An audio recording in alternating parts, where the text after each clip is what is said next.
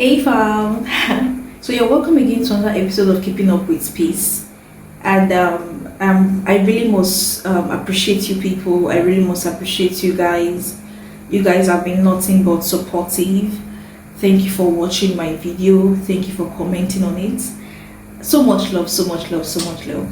So on today's episode, I am going to be sharing with you my journey. So how I started, the challenges I have faced, and where I am currently in my career. I'm talking about working as a virtual assistant. So stay tuned and enjoy this video. So my journey. Well, my whole journey started in the year 2022 when I newly came into Lagos. So when I came into Lagos, I didn't have anybody in Lagos. I didn't really have any friends in Lagos. It was just family members. And the family members I had, the one thing with families now, they just want to, they don't want any of their immediate family to come live with them. They feel you become a burden, you add to their expense and all of that. So I understood all that. But then I wasn't coming to, asking for a permanent residency with them. I just needed some place temporary so that, I'll be able to find my footing in Lagos. But to no avail, none of them were interested to take me in. So it was just a friend. It was one of my friend back in the days, that we worked together back in Delta State. So she was the one that took me in, and that's how I got to Lagos. Mind you, I already got this job. I was working in Asaba in 2020, as at 2022. January, I was still in my former place of work in Asaba. So when I got this job online on LinkedIn, and then I did the interview, virtual, everything, I got the job. And then that was when I started, house hunting. Looking for a place, someone that would, accommodate me for a maximum of 3 months, where I'll be able to find my footing and all of that. So nobody was able to accommodate me. So apart from this friend, and thankfully she was able to accommodate me, but she was living on the island. Sorry, she was living on the mainland, and the job I got was on the island. Those of us that live in Lagos, you would attest to the fact that working on the island and living on the mainland, it can be some sort of there are some challenges that comes with it. Requires you waking up early, getting dressed, so that you can be able to find a cheaper transport to get to your workplace. I was waking up as early as 4 a.m. in the morning, 3 a.m. in the morning, just so I could get myself ready for work. And it wasn't funny. It wasn't funny. So I was doing this for a month. The risk that comes with, getting up, leaving your house that early, you could be robbed, you could be mobbed, anything could have happened, right? So I took the risk. And the job was paying me how much? 80,000 naira as at then. 80,000 naira. So I left my job in Asaba, the 50,000 naira job I was earning, and then I left it for an 80,000 naira job in Lagos. Some of us may think it's not a smart move, right? But we are heading somewhere. I'm heading somewhere. So I worked, I did the job for a month, and then I had to quit. Right, not because I wanted to quit, but because I got another job.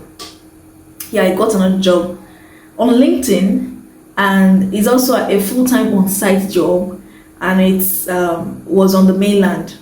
I had to go for it, and this job was offering me 100,000 naira. So it was actually a good deal for me, right? So I was spending less on transport. So I took the job. I had to resign from the first job I got in Lagos. I did this job for a year. I did this job for a year, and then I got another job. I got another job, same on the mainland, and this one was very, very close to where I stayed. I was still living with this my friend. So this was, we had to come to an agreement that, I'll be paying the rent. In fact, before I even when I moved, I was already paying the rent. So I gave her some money, just to add to the rent. We were splitting the bills and all of that. So I think she was, it was convenient for her. So she had to, take me in as her roommate. So yeah, I wasn't looking forward to getting my own place. I was just, comfortable living with her, and then while working. So yeah, so I got another job. This job was offered me 170,000 naira. This was in 2023. Sorry, this was in the towards the ending of 2022. This was around December. Yes, around December 2022. So I got this job. This job was very close to my house. In fact, the other job I got on the first job I got on the mainland, I was taking 3 vehicles to get to the office. But with this job, I just had to take 1 vehicle, and at some point I was able to walk some part of the the journey to the office. So it was that close to my house. There was a period where there was no cash. It was a period of cashless season.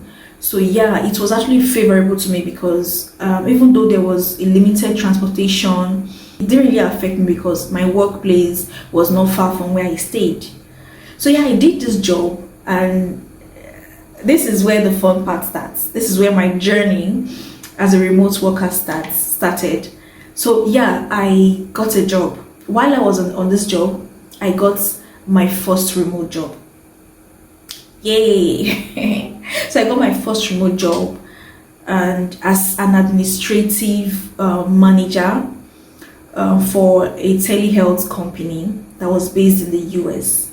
So they were trying to find their footing here in Nigeria, and they needed someone who was based, in Nigeria to help them run the department. So yeah, that was the first remote job I got, and they were paying me 120,000 naira. So I was doing both jobs, and it was fun. I was enjoying myself. Yeah. So losing my 9 to 5. It's well, it's something that was not planned. I did not plan for it. I did not wake up one day and say, I'm done. I don't do it again. No, it wasn't like that. So I was doing the 2 jobs, and it was going smoothly. I was making money. While I was doing all this, my 9 to 5 was now interfering. Mind you, I had a lot of flexibility with my remote job because it's a US company, so the time difference was 6 hours time difference. So when they were still asleep, they were still in the morning, I was already working in my 9 to 5. So the time I usually resume with this remote job was around 2 p.m 3 p.m in the afternoon. And trust me, I've done a lot. I've covered all I need to do in my 9 to 5. So it wasn't interfering whatsoever. There was no interference. Things were flowing basically. So my 9 to 5 at some point became, it was now interfering with my remote job. The founder of the NGO, that's the 9 to 5 company where I worked with, at some point she was now bringing up different projects. I was working as a EA. All of a sudden, she now wanted me to become the project manager, knowing fully well that there was already a project manager in the company. At some point, I was now overwhelmed. So I decided to, and I was already 4 months gone with her with the 9 to 5. So I decided to request for an hybrid work system. So I was negotiating for an hybrid system. We went back and forth. Eventually, she accepted because she saw my value. So yeah, that was how I started working hybrid. I would come to the office Monday, Wednesdays, and Thursdays. Then on Tuesdays and Fridays, I would work from home, and this was actually good for me because I had enough time to balance the 2 jobs and all of that. So at the same time, there was still some challenges, right? She wanted to now change your agreement and all. Thank God, everything was on, was on paper, like everything was formally written, so it wouldn't be as if it was word of mouth. The whole arrangement wasn't word of mouth. After we talked, we agreed, I had to insist that it is put on paper, and we both signed.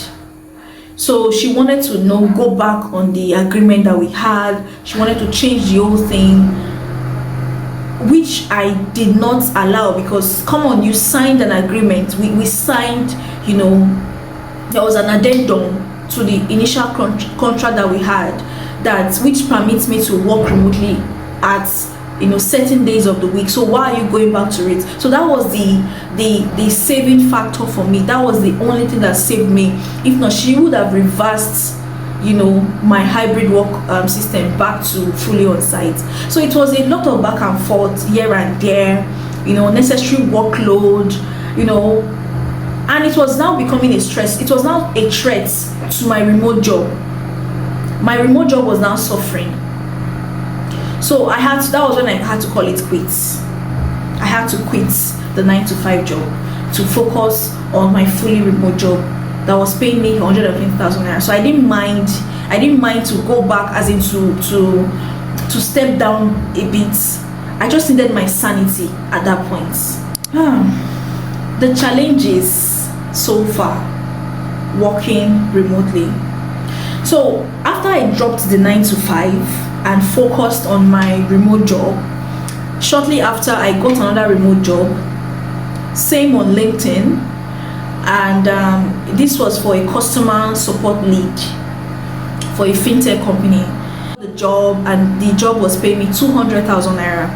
So it was a miracle for me. It was actually something that was encouraging for me, because after I dropped that 9 to 5, imagine someone that was earning 290 and then had to drop to 120. It was, you can imagine how it was for me. But I didn't mind, right? Because I needed my sanity. So and then when this other remote job came, it was a miracle. It was a breath of fresh air for me. Indeed, a breath of fresh air. I was so excited. It was a miracle. I was excited. My spirit was lifted. I was excited, not because of the fact that the money went up, although that was part of it. But the major reason why I was excited was because I did not make the wrong move.